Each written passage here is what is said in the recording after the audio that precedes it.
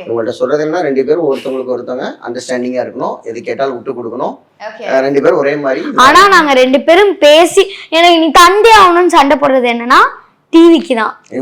Full and full வந்தோடனே நாங்க இது பெட்ரூம்ல டிவி போட்டுருங்க சார். படிக்கவே மாட்டேங்க.